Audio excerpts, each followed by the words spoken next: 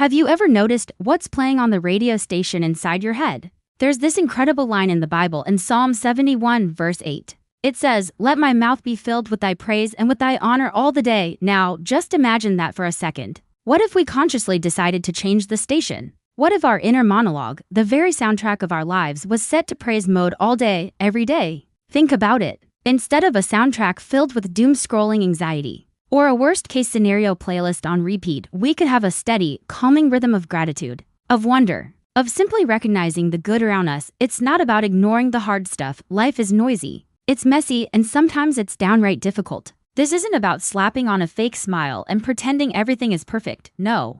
This is something deeper. It's about having an anchor. It's about a quiet confidence that says, yeah, life is loud right now, but God is louder. It's a peace that knows that even when circumstances are shaky, our foundation is solid. This kind of mindset changes everything. Because what fills your heart will eventually spill out of your mouth. It's a natural law.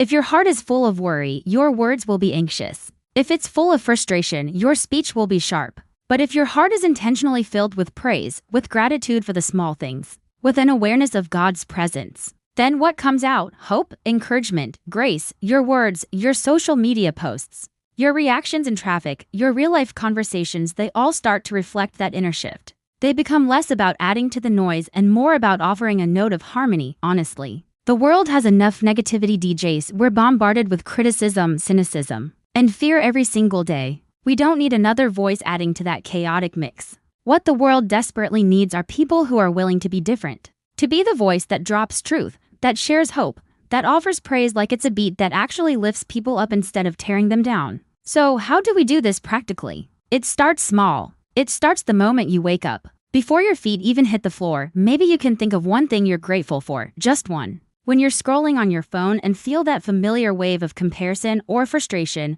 maybe you pause and say a quiet prayer for the person on the screen, or just thank God for your own unique journey. It's about looking for the evidence of goodness. The warmth of the sun, the taste of your morning coffee, a kind word from a friend.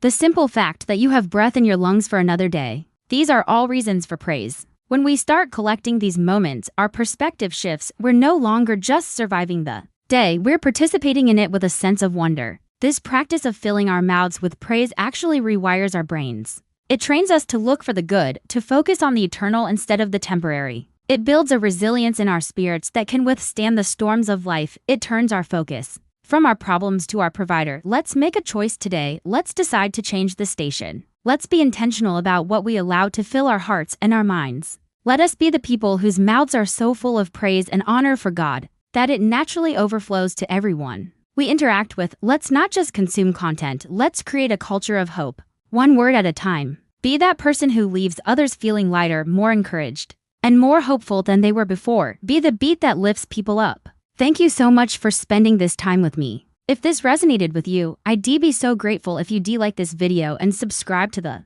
channel for more encouragement. Have a blessed day.